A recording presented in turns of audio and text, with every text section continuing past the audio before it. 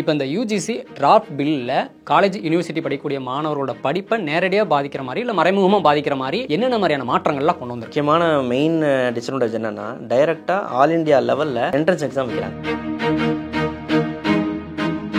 Dragon படம் வந்து யாவத்துக்கு வருது. அவர் வந்து 48 அரியர் வச்சிருந்து டிகிரி கம்ப்ளீட் பண்ணாமல் சர்டிஃபிகேட் வாங்காமல் இருப்பார். ஃபர்ஸ்ட் இயர் ஒரு வருஷம் மட்டும் முடிச்சா போதுன்னு சொன்னீங்கல்ல, அப்படின்னா கம்ப்ளீஷன் ஆஃப் டிப்ளமோ டிகிரி அப்படின்னு கொடுத்துருவாங்க. ஃபீஸ் ஸ்ட்ரக்சரில் ஏதாவது மாறுதல் கொண்டு வந்திருக்காங்களா? நீங்கள் ஸ்கூலில் பணம் கட்டுறதுக்கு பதிலாக கொண்டு போய் லட்சமாக அந்த அகாடமிக் சென்டர் தான் நீங்கள் பணம் கொட்ட போகிறீங்க.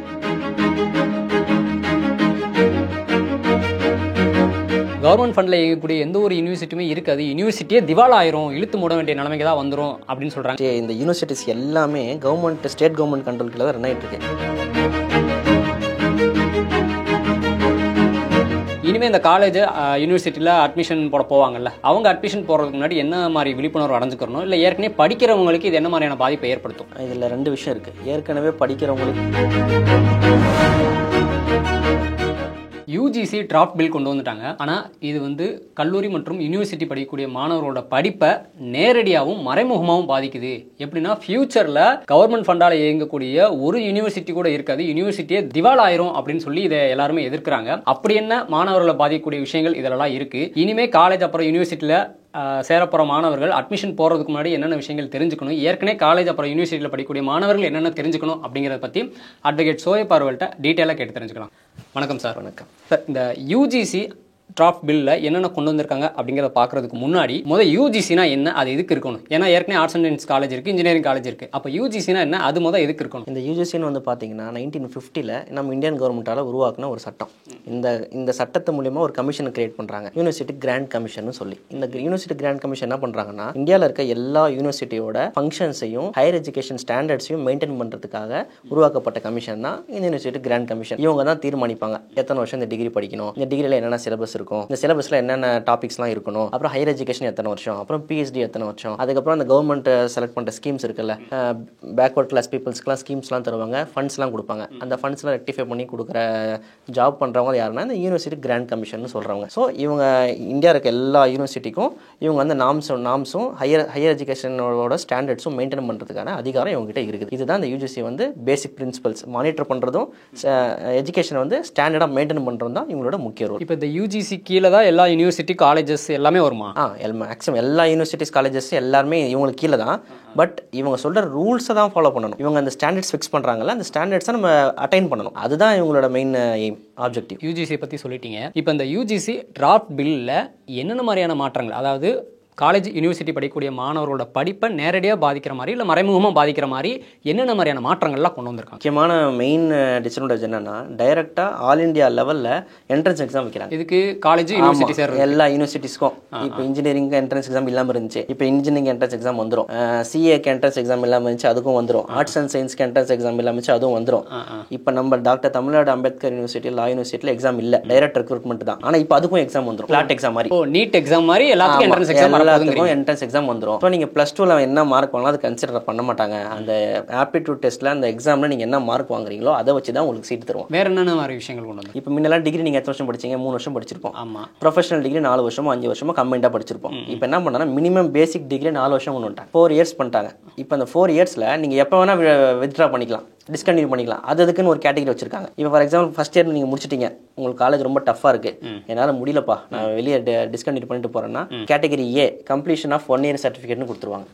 அதை வச்சு நீங்கள் எங்கே வேலைக்கு போக முடியும்? ஒன்றும் பண்ண முடியாது, எங்கேயும் பண்ண முடியாது. இப்போ நீங்கள் செகண்ட் இயரில் முடிச்சுட்டு வரீங்க அப்படின்னா கம்ப்ளீஷன் ஆஃப் டிப்ளமோ டிகிரி அப்படின்னு கொடுத்துருவாங்க. இப்போ முன்ன தனியாக படிச்சுட்டு இருந்த டிப்ளமோலாம் இப்போ இதில் ஆட் பண்ணி காலேஜிலே கொண்டு வந்துட்டாங்க. ஆமாம். அப்போ அவங்க கற்றல் திறனை அதை குறைக்கும். அந்த புதுசாக போகிற மாணவர்கள் ஃபர்ஸ்ட் டிகிரி ஹோல்டர் மாணவர்கள்லாம் காலேஜ் போகும்போது ஒரு பயம் இருக்கும். இப்போ அந்த பயம் எப்படி இருக்குன்னா, 3 வருஷம் கம்ப்ளீட் பண்ணாதான் டிகிரின்ற மாதிரி ஸ்டாண்டர்ட் நம்ம செட் பண்ணிட்டோம். ஆமாம். இப்போ நீங்கள் நடுவிலே போயிடலான்னா அந்த பையன் நடுவிலே போயிடுவான். அப்போ அந்த டிகிரியை கம்ப்ளீட்டாக அவங்களால கம்ப்ளீட்டே பண்ண முடியாது. இப்போ நீங்கள் 3 வருஷம் படித்து கம்ப்ளீட் பண்ணிங்கன்னா பேசிக் டிகிரி தரான். 4 வருஷம் கம்ப்ளீட் பண்ணாதான் அந்த டிகிரியோட கம்ப்ளீட் ஹானர்ஸ் டிகிரி வந்து உங்களுக்கு ப்ரொவைட் பண்ணுறாங்க கேட்டகரி டியில். இப்போ மேக்ஸிமம் நீங்கள் என்ன பண்ணீங்கன்னா பாதி பசங்க அரியர் வச்சு பயத்திலேயே புதுசாக ஃபர்ஸ்ட் டிகிரி ஹோல்டர் சொல்கிறாங்க, அவங்களாம் அந்த பயத்திலே டிஸ்கண்டினியூ பண்ணிட்டு போயிடுவாங்க. நம்மளோட GR ரேஷியோ வந்து 50% இருக்குது. ஆனால் இந்த நியூ எஜுகேஷன் பாலிசியோட மெயின் விஷனே 50% அட்டைன் பண்ண வைக்கிறதா இந்த மெயின் விஷன். ஆனால் நம்ம அதை ஆல்ரெடி அச்சீவ் பண்ணிட்டோம். பண்ணிட்டோம். இது எப்படி இருக்குன்னா 100 மார்க் வாங்கிட்டு இருந்த ஒரு பையன் நீ 80 மார்க் வாங்க போதும்ப்பா அப்படின்ற மாதிரி இருக்கு. நம்ம ஆளுதை அச்சீவ் பண்ணிட்டோம். 100 மார்க் வாங்கிட்டு இருக்கோம், நம்ம பசங்க 100 மார்க் வாங்கிட்டு இருக்காங்க, நீ 80 வாங்கினா போதும் எங்களுக்கு, திருப்பி அந்த பழைய நிலைமை கொண்டு வராங்க. அதாவது ஒரு பையன் காலேஜ் சேர்றான் அப்படின்னா வந்து 2 டிகிரி கூட முடிச்சுக்கலாம் அப்படிங்கிற மாதிரி சொல்றீங்க. கிட்டத்தட்ட அப்படி வச்சுக்கலாம். இப்போ நீங்க இந்த விஷயத்த சொல்லும் போது எனக்கு இன்னும் ஞாபகத்துக்கு டிராகன் படம் வந்து ஞாபகத்துக்கு வருது. அவர் வந்து 48 அரியர் வச்சிருந்து டிகிரி கம்ப்ளீட் பண்ணாம சர்டிஃபிகேட் வாங்காம இருப்பாரு. இப்போ நீங்க ஃபர்ஸ்ட் இயர்ல டிகிரி முடிச்சு ஃபர்ஸ்ட் இயர் 1 வருஷம் மட்டும் முடிச்சா போதும்னு சொன்னீங்கல்ல, அப்ப அந்த 1 வருஷத்துலயே முடிக்காம நான் வந்து அரியரும் வச்சிருக்கேன் அப்படின்னா எனக்கு அந்த ஒரு வருஷம் அந்த டிப்ளமோ சர்டிஃபிகேட் கொடுப்பாங்களா? இல்ல தர மாட்டாங்க. நீங்க டிஸ்கண்டினியூ தான் பண்ணணும். டிஸ்கண்டினியூ மாதிரி தான். டிப்ளமோ சர்டிஃபிகேட் கூட உங்களுக்கு ப்ரொவைட் பண்ண மாட்டாங்க. டிஸ்கண்டினியூ பண்ணிட்டீங்கன்னா நீங்க +2 ஹோல்டர் மட்டும் தான், +2 பாஸ் அவுட் மட்டும் தான். நீங்க அந்த 1 வருஷம்ங்கிறது அரியர் இல்லாம கிளியர் பண்ணிட்டு வெளியேறினா அந்த 1 வருஷம் டிப்ளமோ சர்டிஃபிகேட் கொடுப்பாங்க. அவ்வளவுதான். 2 அதுவும் டிப்ளமோக்கு 2 இயர்ஸ் பண்ணணும். 1 இயர் பண்ணீங்கன்னா 1 year completion certificate. You have completed 1 year இந்த பர்டிகுலர் டிகிரி அப்படின்னு வரும். விச் மீன்ஸ் 25% தான் நீங்க பண்ணிருக்கீங்கன்னு அர்த்தம். அதை வச்சு நீங்க எந்த கம்பெனிக்கு வேலைக்கும் போக முடியாது, எங்கேயும் அப்ளைவும் பண்ண முடியாது, எந்த கவர்மெண்ட் ஜாபும் நீங்க போக முடியாது. ஸோ இந்த மாதிரி டியூயல் டிகிரி அப்படிங்கிற ஒரு ஆப்ஷன் கொண்டு வரது மூலமா மாணவரோட கற்றல் திறன் குறையும், கண்டிப்பா ஒரு பயமே இருக்காது அப்படிங்கிறீங்க. ஆமா. இப்போ இதுல வந்து ஃபீஸ் ஸ்ட்ரக்சர்ல ஏதாவது மாறுதல் கொண்டு வந்திருக்காங்களா? இல்ல ஃபீஸ் ஸ்ட்ரக்சர்லாம் நாமினல் ஃபீஸ் ஸ்ட்ரக்சர் தான். அது நம்ம ஸ்டேட் கவர்மெண்ட் தான் முடிவு பண்ணுது. இவங்க ஃபீஸ் ஸ்ட்ரக்சர்லாம் கைவிரிக்கல. மெயினா அந்த appointment of vice chancellor, associate professor, assistant professor, guest lecturer, அப்புறம் இதுல தான் இவங்க மாற்றம் பண்ணியிருக்காங்க. அப்புறம் all India common entrance exam தான் இவங்களோட மெயின் நோக்கம். இப்போ நீட்டு கொண்டு வந்த மாதிரி இதை கொண்டு வரணும்னு பாக்குறாங்க. இல்ல ஏதாவது ஒரு புதுசா ஒரு ரூல் கொண்டு வந்து இந்த டொனேஷன் ஒழிக்கிறேன் அதை ஒழிக்கிறேன் அப்படின்னு சொல்லி அதுக்கு இது வழிவகுக்க சான்ஸே கிடையாது. நீங்க என்ட்ரன்ஸ் எக்ஸாம் கொண்டு வந்துட்டீங்கன்னா பிரைவேட் கோச்சிங் சென்டர் தான் இதுல லீடிங் ரோல் பிளே பண்ண போது. நீங்க ஸ்கூல்ல பணம் கட்டுறதுக்கு பதிலாக கொண்டு போய் லட்சமா அந்த அகாடமிக் சென்டர் தான் நீங்க பணம் கொட்ட போறீங்க. அதனால இது அது அகாடமிக் செலவை குறைக்கின்ற வகையில் இந்த ரூல் கிடையவே கிடையாது, இந்த அமெண்ட்மெண்ட்டும் கிடையாது, அதுக்கு இதுக்கு சம்மந்தமே கிடையாது. இப்போ இந்த புதுசாக கொண்டு இருக்க டிராஃப்ட் பில்ல என்ன பண்ணுறாங்கன்னா பேசிக் ஸ்ட்ரக்சர்லேருந்து மாற்றுறாங்க. இப்போ முன்ன யூனிவர்சிட்டி ஸ்டாஃப்ஸ்லாம் யார் இருப்பா, உங்களுக்கு எடுத்தவங்களாம் யார் இருந்திருப்பாங்க, அசிஸ்டன்ட் ப்ரொஃபஸர்லாம் 10 வருஷம் எக்ஸ்பீரியன்ஸாக இருந்திருப்பாங்க, 12 வருஷம் எக்ஸ்பீரியன்ஸாக இருந்திருப்பாங்க, பிஹெச்டி முடிச்சிருப்பாங்க, எல்லாம் பண்ணியிருப்பாங்க. இப்போ என்ன பண்ணுறாங்கன்னா அவங்க வந்து பிஹெச்டி முடிச்சிருக்கணும்னு அவசியம் இல்லை, அகாடமிஷியனாக இருக்கணும்னு அவசியம் இல்லை, நான் அகாடமிஷியனாகவும் இருக்கலாம், எம்ப்ளாயாக கூட இருக்கலாம், ஒரு பிஸ்னஸில் சக்ஸஸ்ஃபுல் பீப்புளாக கூட இருக்கலாம், அவங்கள நம்ம கொண்டு வந்து அசிஸ்டன்ட் ப்ரொஃபஸராக போடுறாங்க. அப்படி இருக்கும் பட்சத்தில் அந்த பர்டிகுலர் பேப்பருக்கு தான் அவங்க சொல்லித்தர முடியும். அதை தாண்டி வேறு எதுவும் மாணவர்கள் சொல்லித்தர முடியாது. அதுலேயுமே அவங்க எந்த அளவுக்கு நாலேஜாக எக்ஸ்பெக்டாக இருப்பாங்கன்னு தெரியாது. டைரெக்டாக அந்த மாதிரி பண்ணுறதுக்கான அப்ரூவல் இந்த டிராஃப்ட் பில்லில் இருக்குது. மேற்கொண்டு என்ன ஆகுதுன்னா உங்களுக்கான ஹையர் எஜுகேஷனை கைடு பண்ணுறதுக்கான ஆளுங்க யார் அந்த எஜுகேஷன் ஃபீல்டில் ஹையஸ்ட் ஸ்டடீஸ் முடிச்சிருக்காங்களோ அவங்க உங்களை கைட் பண்ணலாம். இந்த மாதிரி வேலை இருக்குப்பா, நீ பிஎஸ்சி படிச்சா எம்எஸ்சி படிக்கலாம், எம்எஸ்சி படிச்சா பிஹெச்டி படிக்கலாம், அது இந்த கம்பெனிக்கு வேலைக்கு போகலாம்னு சொல்லலாம். படித்தவங்களே ஒரு பிஎஸ்சி இல்லை எம்எஸ்சி படிச்சிருப்பாங்க, அவங்க உங்களுக்கு அந்த பர்டிகுலர் சப்ஜெக்ட் அப்பாயின்ட் பண்ணாங்கன்னா அவங்க எப்படி உங்களை கைட் பண்ண முடியும், நம்ம மாணவர்களை எப்படி கைட் பண்ண முடியும்? ஸோ அந்த கற்றல் திறமையை ரொம்ப அதிவேகமாக அது குறைக்கும் பட்சத்தில் என்ன ஆகுனா ஹையர் எஜுகேஷன் போகிறவங்க இந்த மாஸ்டர்ஸ் டிகிரி பண்ணுறவங்க ரேஷியோலாம் குறைஞ்சிரும். குறையும் பட்சத்தில் என்ன ஆகுதுன்னா மாணவர்கள் என்ரோலே பண்ண மாட்டாங்க, யூனிவர்சிட்டிஸ் எல்லாம் படிக்கவே முடியாது. முன்னெல்லாம் வந்து கெஸ்ட் லெக்சர் வந்து 10% தான் இருக்கணும்னு ஒரு ரூல் இருந்துச்சு அமெண்ட்மெண்ட் ரூல்ஸ் படி. இப்போ என்ன பண்ணுறாங்கன்னா அந்த 10% ரூலை எடுத்துட்டாங்க. கெஸ்ட் லெக்சர்னா கான்ட்ராக்ட் பேஸில் வருவாங்க, 5 years 10 years கான்ட்ராக்ட் ப்ரொஃபஸர்ஸ் எடுப்பாங்க, எடுத்து அப்பாயிண்ட் பண்ணி பேசிக்காக அவங்க சேலரி வந்து கம்மியாக இருக்கும். இப்போ பர்மனன்ட் ப்ரொஃபஸர்ஸ்லாம் 80,000 1 lakh இருக்கும் பட்சத்தில் இவங்களுக்கு 35,000 40,000 அந்த கிராண்ட் கமிஷன் படி அலாகேட் பண்ணுவாங்க. 10 years 5 years இருப்பாங்க. அது வந்து 10% தான் இருக்கணும் எல்லா யூனிவர்சிட்டிலுமே. 100 பேர் ப்ரொஃபஸர் இருக்கிறாங்கன்னா 10% தான், அப்படின்னா 10 ஸ்டாஃப் தான் கெஸ்ட் லெக்சராக இருக்கணும். ஆனால் இப்போ என்ன பண்ணுறாங்கன்னா அதை மொத்தமாகவே அந்த செக்ஷனே எடுக்கிறாங்க. எடுத்துட்டு எத்தனை பேர் வேணால் கெஸ்ட் லெக்சராக இருக்கலாம், எத்தனை பேர் வேணா கான்ட்ராக்ட் ப்ரொஃபஸராக இருக்கலாம். அப்படி இருக்கும் பட்சத்தில் அவன் எப்படி நம்ம மாணவர்களுக்கு தயார்படுத்துவான் ஹையர் ஸ்டடீஸ்க்கு, இது மேற்கொண்டு எப்படி படிக்க சொல்லுவான்? அது வாய்ப்பே கிடையாது. அந்த ரூலை எடுத்துடுறாங்க. அப்புறம் இந்த துணைவேந்தர்கள் பற்றிலாம் சொல்கிறாங்கல்ல, துணைவேந்தர்கள் நியமிக்கிறது அதெல்லாம் என்ன கணக்கு? துணைவேந்தர்கள் இதுக்கு முன்னாடி இருந்த யூஜிசி அமெண்ட்மெண்ட்ஸ் படி எப்படி இருந்ததுன்னா ஸ்டேட் கவர்மெண்ட் அதை மானிட்டர் பண்ணிட்டு இருந்துச்சு. ஏன்னா இது ஆஸ் பர் இந்தியன் கான்ஸ்டியூஷன் இந்த பவர் யாருக்கு இருக்குன்னா மாநில அரசுக்கு தான் இருக்குது. ஆர்டிகல் 246 படி 3 லிஸ்ட் இருக்கு, யூனியன் லிஸ்ட், மத்திய லிஸ்ட், கான்கரண்ட் லிஸ்ட், பொது பட்டியல், ஸ்டேட் லிஸ்ட்டு, மாநில பட்டியல். இதில் வந்து கன்கரண்ட் லிஸ்ட்டில் தான் இந்த எஜுகேஷன் சப்ஜெக்ட் இருக்குது. அப்படி இருக்கும் பட்சத்தில் மாநில அரசின் பரிந்துரை ஏற்று தான் யூஜிசி கமிஷன் ஆக்ட் பண்ணணும். இன்னும் ஒரு படி மேலே சொல்ல போனோம்னா அந்த மாநில பட்டியலில் நமக்கு அதிகாரம் இருக்குது. யூனிவர்சிட்டியை நடத்துறதுக்கோ அதுக்கான கமிஷனை கிராண்ட் பண்ணுறதுக்கோ யாரை அப்பாயின்ட் பண்ணுறது யாரை பண்ணக்கூடாது, அதுக்கு எலிஜிபிலிட்டி கிரிட்டேரியா என்ன, யாரெல்லாம் அசிஸ்டன்ட் ப்ரொஃபஸராக வரலாம், யார் அசோசியேட் ப்ரொஃபஸராக வரலான்றதுக்கெல்லாம் வரைவு அறிக்கை தாக்கல் பண்ணுற அதிகாரம் வந்து மாநில அரசுக்கு தான் இருக்குது. அது ஸ்டாண்டர்டை மெயின்டைன் பண்ணுறதுக்கான அதிகாரம் மட்டும்தான் மத்திய அரசுக்கு இருக்குது. அப்படி இருக்கும் பட்சத்தில் இப்போ அவங்க ஒரு படி மேலே இப்போ என்ன பண்ணுறாங்கன்னா கவர்னருக்கு எல்லா அதிகாரமும் கொடுக்குறாங்க.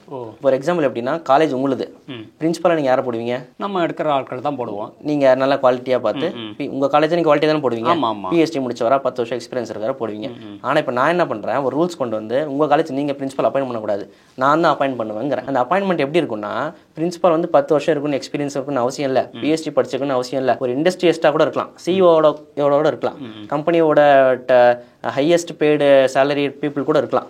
அப்படி இருக்கிற ஆளை கூட நான் வைஸ் சான்சலராக போடுவேன், அது எங்களுக்கான அதிகாரம் அப்படின்னு சொல்லி இந்த புது டிராஃப்ட் பில்ல சொல்லியிருக்காங்க. அப்படி போடும் பட்சத்தில் அகாடமிக்கான அறிவே இல்லாத போது அவங்க எப்படி அந்த யூனிவர்சிட்டி அட்மினிஸ்ட்ரேஷனை கம்ப்ளீட்டாக ரன் பண்ண முடியும்? இதுக்கு முன்னாடி எப்படி துணைவேந்தர்களை நியமிச்சுட்டு இருந்தாங்க? இதுக்கு முன்னாடி எப்படி இருந்துச்சுன்னா, அந்த ஹையர் எஜுகேஷன் மினிஸ்டர் ஒருத்தர் இருப்பார், ஆமாம், ஒரு சர்ச் கமிட்டியை போட்டுருவாங்க.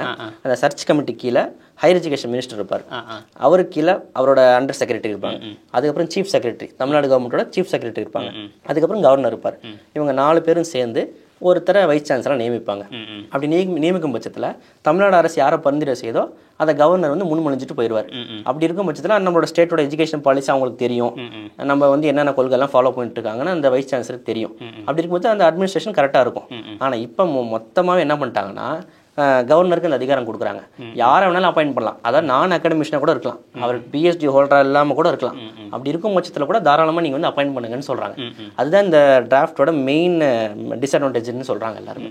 அதுதான் நம்ம தமிழ்நாடு கவர்மெண்ட் எதிர்த்து இது இருக்குது. ஓகே, எதனால் எதிர்க்கிறாங்கன்னு சொல்லிட்டீங்க. இப்போ எனக்கு பேசிக்காக ஒரு சந்தேகம் இருக்குது. என்னன்னா, துணைவேந்தர் அப்படின்னு சொல்கிறீங்க, அவர் வந்து யூனிவர்சிட்டிக்கு மட்டும் தான் இருப்பாரா? காலேஜ் அப்புறம் இன்ஜினியரிங் காலேஜ் இங்கெல்லாம் இருக்க மாட்டாரா? துணைவேந்தருங்கிறது எதுக்காக இருக்காரு? அது உங்களுக்கு ஈஸியாக சொல்லணும்னா, அண்ணா யூனிவர்சிட்டி இருக்குது, அண்ணா யூனிவர்சிட்டி கீழே எத்தனை இன்ஜினியரிங் காலேஜ் இருக்குது, அப்ளிகேட்டட் அண்டர் அண்ணா யூனிவர்சிட்டி ஏகப்பட்ட இன்ஜினியரிங் காலேஜ், கிட்டத்தட்ட 500-600 காலேஜ் இருக்குது. இதுக்கெல்லாம் யூனிவர்சிட்டி எங்கன்னா அண்ணா யூனிவர்சிட்டி தான் ஹெட்.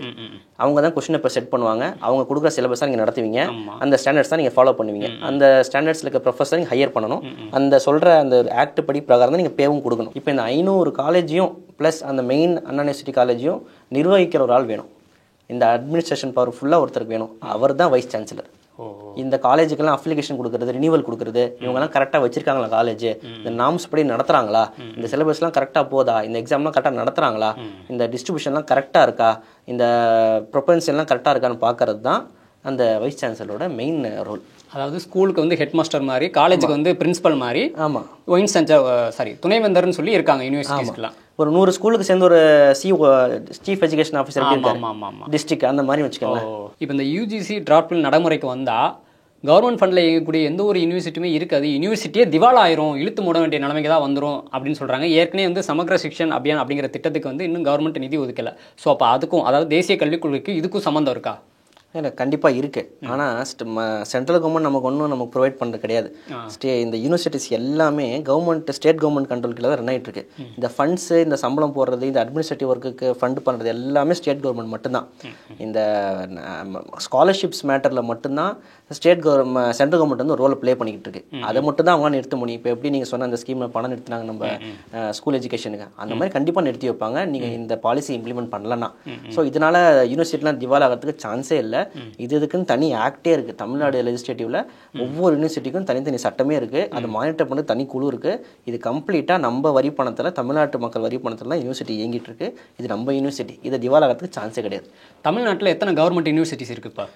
ஆர்ட்ஸ் அண்ட் சயின்ஸ் ஒரு 10 இருக்குது, இன்ஜினியரிங்கில் ஒரு 10 இருக்குது, மெடிக்கல் காலேஜஸில் 2-3 இருக்குது, லா யூனிவர்சிட்டி 2-3 இருக்குது. ஸோ எல்லாமே கம்பைன் பண்ணி பார்த்தீங்கன்னா மோரர்லெஸ் ஒரு 10 to 20 கவர்மெண்ட் யூனிவர்சிட்டிஸ் இருக்குது உங்களுக்கு. இப்போ இந்த எல்லா யூனிவர்சிட்டிலுமே துணைவேந்தர்கள் இருக்காங்களா? மேக்ஸிமம் இப்போ இல்லை, ஒரு 60-70% வைஸ் சான்சலர் இல்லாமல் தான் போயிட்டு இருக்கு. எதனால்?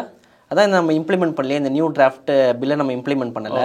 இது இம்ப்ளிமெண்ட் பண்ணால் கவர்னருக்கு அந்த அதிகாரம் போகுது, ஸ்டேட் கவர்மெண்ட்டோட ரோலே இல்லாமல் போயிடுது, ஃபெடரலிசம் கூட்டாட்சி தத்துவத்துக்கு எதிராக இருக்குது. அதனால் நம்ம சிஎம் என்ன பண்ணியிருக்காருன்னா, லெஜிஸ்லேட்டிவ்ல இதுக்கு தனி மசோதா பாஸ் பண்ணியிருக்காங்க. இந்த பில்லை நாங்கள் ஏற்க மாட்டோம், இந்த டிராஃப்ட் பில்லை ஏற்க மாட்டோம், தமிழ்நாடு ஃபாலோ பண்ணாது, அதனால் இது வந்து நீங்கள் எங்களுக்கு இம்ப்ளிமெண்ட் பண்ணக்கூடாதுன்னு சொல்லி மசோதா பாஸ் பண்ணி லெஜிஸ்லேட்டிவ்ல கவர்னருக்கு அனுப்பியிருக்கோம். கவர்னர் அது மேலே எந்த ஆக்ஷனும் எடுக்கல ஒரு 2-3 வருஷமா. அதை எதிர்த்து நம்ம வந்து சுப்ரீம் கோர்ட் போயிருக்கோம். ஸோ இப்போ அந்த கேஸ் வந்து சுப்ரீம் கோர்ட்டில் பெண்டிங்கில் இருக்குது. சுப்ரீம் கோர்ட் என்ன சொல்லியிருக்காங்க? சுப்ரீம் கோர்ட்டு 4 ஆப்ஷன் கொடுத்துருக்காங்க கவர்னருக்கு. ஒன்று, நீங்கள் பில்லை ரிஜெக்ட் பண்ணணும், இல்லைன்னா சாங்ஷன் பண்ணணும், இல்லைன்னா சட்டமன்றத்துக்கே திருப்பி அனுப்பணும், இல்லைன்னா பிரசிடென்ட்டுக்கு அனுப்பணும். இந்த 4ல் ஏதாவது ஒன்று பண்ணுங்க. கவர்னர் என்ன சொல்றாரு? ஏன் நிறுத்தி வச்சிருக்காரு? அது வந்து அன்கான்ஸ்டியூஷன் சொல்றாரு அவர். இது வந்து மத்திய அரசு கொண்டு வந்த சட்டம், இது கரெக்டாக தான் இருக்கு, இதை எதிர்த்து நீங்க தீர்மானம் போட்டிருக்கிறீங்க அப்படிங்கிறாரு. ஆனா நம்ம என்ன சொல்றோம்னா, இது பொதுப்பட்டியலில் இருக்கு. பொதுப்பட்டியலில் இருக்கும்போது ஸ்டேட் சப்ஜெக்டை வந்து ஸ்டேட்டோட ரெப்ரசன்டேஷன் இல்லாமல் நீங்கள் கொண்டு வரவே கூடாது. ஆமாம், இந்த யூனிவர்சிட்டி பராமரிக்கிறது ஃபுல்லாகவே ஸ்டேட் கவர்மெண்ட் தான். நம்ம வரி பணத்தை நம்ம கட்டின பில்டிங்கில் நம்ம பசங்க படிக்கிறாங்க. அதை நிர்வகிக்கிறதுக்கு வேற யாரோ ஒருத்தர் வந்தால் யாரும் ஒத்துக்க மாட்டாங்க, யாருமே ஒத்துக்க முடியாது. அதனால சுப்ரீம் கோர்ட் என்ன சொல்லுதுன்னா, கவர்னருக்கு கெடு கொடுத்துருக்காங்க, இதன் மேலே நீங்கள் சீக்கிரம் முடிவெடுங்க, இல்லைன்னா நாங்கள் இது மேலே முடிவெடுக்க வேண்டியதாக போயிடும் அப்படின்னு சொல்லி ஸ்ட்ரிக்டாக சொல்லியிருக்காங்க. இதுக்கப்புறம் தான் மேற்கொண்டு என்ன நடக்கும்னு தெரியும். இந்த யூஜிசி டிராஃப்ட் பில் நடைமுறைக்கு வந்தால் இனிமேல் இந்த காலேஜ் யூனிவர்சிட்டியில் அட்மிஷன் போட போவாங்கல்ல, அவங்க அட்மிஷன் போடுறதுக்கு முன்னாடி என்ன மாதிரி விழிப்புணர்வு அடைஞ்சுக்கணும், இல்லை ஏற்கனவே படிக்கிறவங்களுக்கு இது என்ன மாதிரியான பாதிப்பை ஏற்படுத்தும்? இதில் 2 விஷயம் இருக்குது. ஏற்கனவே படிக்கிறவங்களுக்கு இதில் எந்த பாதிப்பும் வராது. ஏன்னா இந்த டிராஃப்ட் பில் நம்ம அமெண்ட் பண்ணிட்டோம்னா புதுசாக வர கேண்டிடேட்ஸ்க்கு தான் இது எஃபெக்ட் ஆகும்.